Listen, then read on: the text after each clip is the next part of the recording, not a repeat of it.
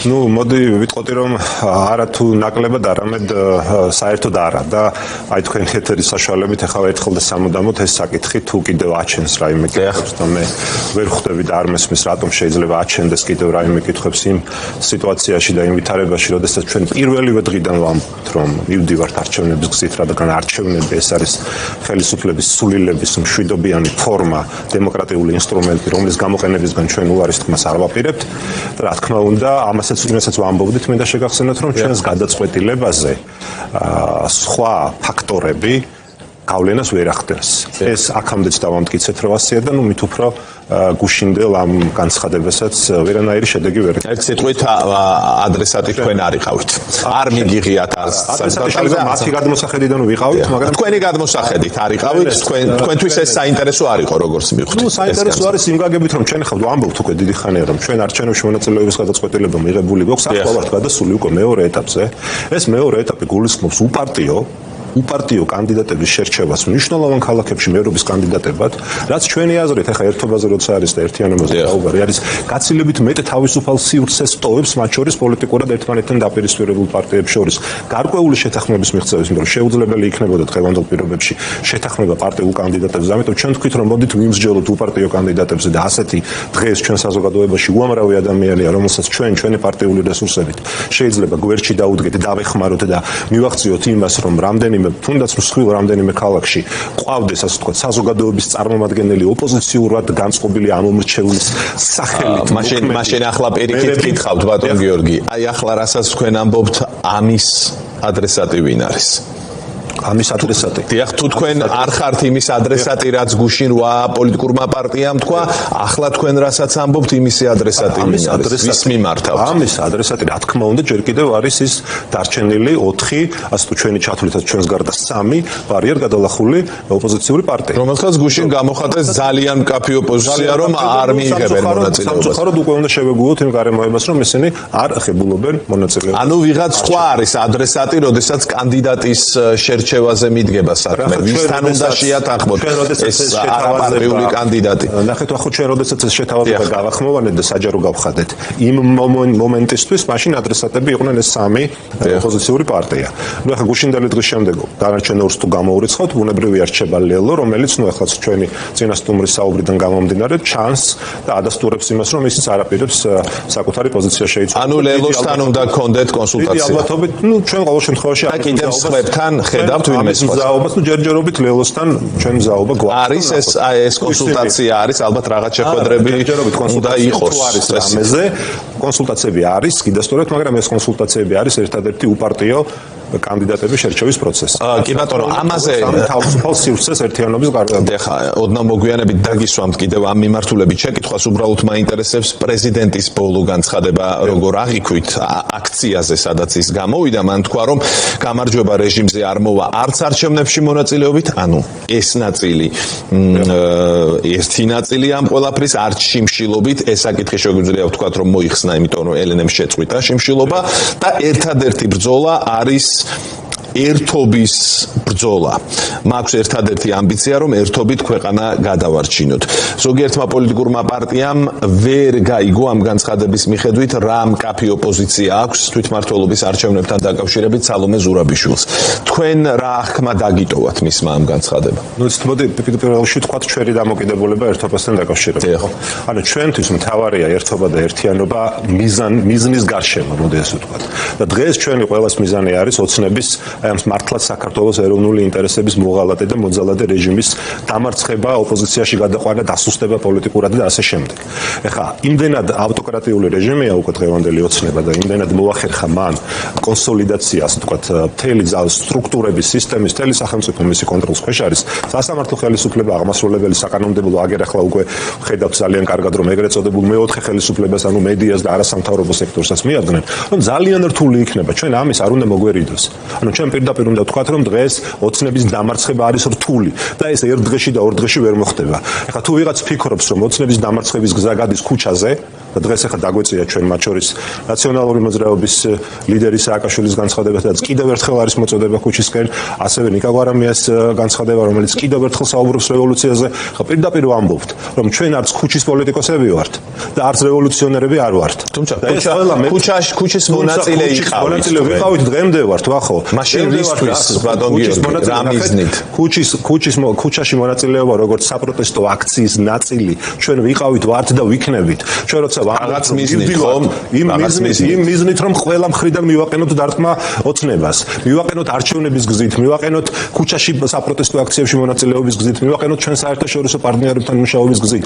ანუ ვერც ერთი მეთოდი, ვერც ერთი ცალკე აღებული გზა, ამიტომ საუბრობდი, რომ ეს არის ძლიერი რეჟიმი, ძლიერი ავტოკრატიული რეჟიმი, ვერ მიგვიყვანს საბოლოო გამოსვლა. მაგრამ თუ ლაპარაკი იყო აქამდე იმაზე, რომ არჩევნები ქვეყანაში 2024 წლის შემდეგ გაუქმებულია, მაშინ რა ტიპის არჩევნებში შედიხართ, ბატონ გიორგი? თუ გაუქმებულია, ამას ხომ ეუბნებოდით აქამდე საზოგადოებას? ნახეთ, ჩვენ გვაქვს მოცემულობა, როდესაც სრულიად არათანაბარი და არათანასწორი პირობები გვაქვს. ჩვენ როდესაც ვამბობთ, რომ მივდივართ არჩევნებში, ეს არ ნიშნავს იმას, რომ გვაქვს მოლოდინი, რომ ეხლა ეს არჩევნები იქ ჩატარდება თავისუფალ და სამართლიან გარემოში. მაგრამ ეს არც იმას არ ნიშნავს, რომ იმის გამო, რომ არათანასწორი პირობებია, ჩვენ ამ ბრძოლის ველიდან უნდა გავიქცეთ და ჩვენი ამომრჩეველი. მესმის, ახლა მარტო და პირისპირ ოცნების წინაშე.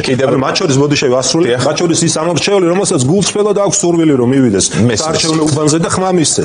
მესმის, აი რამდენიმე შეკითხვა კიდევ არის ამ არჩევნებთან დაკავშირებით. თქვენ თავად ვებრძანეთ ჩემ შეკითხვაზე პასუხად, რომ 8 პოლიტიკური პარტია, რომელიც გუშინ ერთად ვნახეთ, ეს პარტიები თქვენი აღქმითაც და მათი მყარი პოზიციითაც ამ არჩევნებში არ მიიღებენ მონაწილეობას.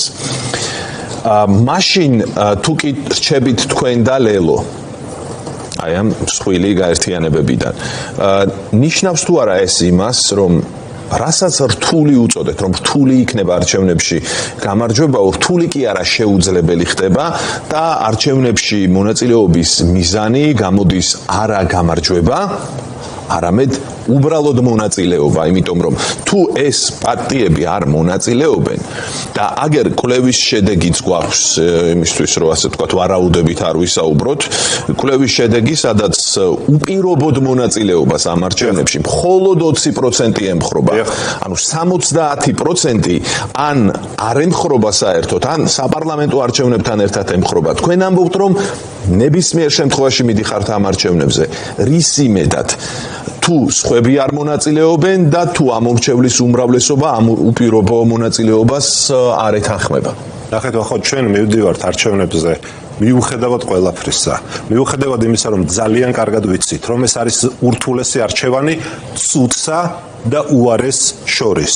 არჩევნებში მონაწილეობა ეს არ არის კარგი გზა, ეს ცუდი გზაა, ეს რთული გზაა, მაგრამ ბოიკოტის რეჟიმი გაცილებით უფრო რთულია. ეს არის ფაქტობრივად გზა არსაითკენ.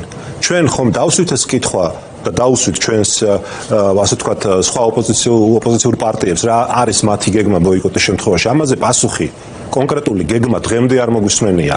ერთადერთი რასაც ვისმენთ არის ის, რომ გადაწყვეტილება აქვთ მიღებული, რომ მედიან ბოიკოტის დიქტატურასთან ბრძოლის კონკრეტული გეგმები თქვენ მოგეხსენებათ ჩემზე კარგად, რომ არ არსებობს ასეთი კონკრეტული გეგმები არსად. უბრალოდ არსებობს შეიძლება რაღაც სტრატეგიული მონახაზი ან ტაქტიკური ნაბიჯები, რომელიც უნდა გადაიდგას, მაგრამ გეგმა ისეთი, რომ აი ჩვენ მაგალითად ამა და ამ დღეს, ამა და ამ გზით დავამარცხებთ რეჟიმს, ანუ კონკრეტულ გეგმაში კონკრეტულ თარიღს ვერავინ ვერ გეტყვით, იცით ეს თქვენ. მაგრამ ჩვენ ახლა ვსაუბრობთ არჩევნებზე, სადაც თუ პარტიების უმეტესობა არ მონაწილეობს და ამომრჩევლის უმეტესობას უპირობოდ ამ არჩევნებში შესვლა არ სურს, უბრალოდ განწირულია დასამარცხებლად მხოლოდ თქვენი და ლელოს მონაწილეობა. ხო, ასე არ გამოდის. რეალობა ხომ ეს იქნება. შესაბამისად გამოდის, რომ მონაწილეობა დარჩება და არა გამარჯვება ამ ყველაფრიდან. ხო, გასაგებია თქვენი კითხვა. ნახეთ, გამარჯვება ვერ მოვა გამარჯვება ვერ მოვა ერთი არჩევნებით. მე იმიტომ საუბრობდი, რომ ჩვენს წინაშეა ძალიან სერიოზული ავტოკრატიული რეჟიმი, რომელსაც ჩვენ წინააღმდეგობა უნდა გაუწიოთ ყველა შესაძლო ფორმით. და როდესაც ჩვენი, ასე ვთქვათ, კოლეგა პოლიტიკური პარტიები, ვინც არიან უფრო მეტად რადიკალური ფორმების მომხრე დაპირისპირების, ისინი არჩევნებში მონაწილეობას არ ქმევენ თანამშრომლობას, აი მე მინდა უთხრა თქვენს მაყურებელს და მათაც, რომ დიდი ბოდიში, მაგრამ მათ ამის უფლება არ აქვთ, რომ ჩვენი ბრძოლა, რომელიც არის ჩვენი პოლიტიკური არჩევანი, რომელზეც ჩვენ პასუხისმგებლობას ვიღებთ, მათ შორის პირველ რიგში ჩვენი ამომრჩევლის წინაშე და საქართველოს მოქალაქეების წინაშე, ეს ვინმე შეაფასოს თანამშრომლობად, ოცნებასთან, ოცნების არალეგიტიმურ რეჟიმთან, დიდი ბოდიში, მაგრამ ამას მე და ვერც ჩვენი გუნდი ვერ დაუშვებს. ეს არ არის თანამშრომლობა, ეს ჩვენთვის არის წინააღმდეგობა და გაცილებით დიდი შედეგების მომდანი წინააღმდეგობა, ვიდრე ეს შეიძლება იყოს. და კიდევ ერთი შეკითხვა. მესმის აი ბოდიში ორი წამი მინდა. მესმის რომ ეს შეიძლება იყოს უფრო გრძელვადიანი ბრძოლა, მაგრამ ეს იქნება ბევრად სწორი ბრძოლა, რადგან ეს ბრძოლა გადის ოცნების მშვიდობიანი გზებით დამარცხების გზაზე. ახლა დრო ამოგვეწურა პრაქტიკულად. თუ დღეს და ასე ვთქვათ რევოლუციური გზა, ქუჩა და ასე შემდეგ, ვინმესთვის შეიძლება ეს იყოს საჩუქარი, მოდი ესეც პირდაპირ ვთქვათ, ეს პირველ რიგში იქნება საჩუქარი. დრო არა გვაქვს, მაგრამ ეს შეკითხვა მაინც უნდა მოვასწრო.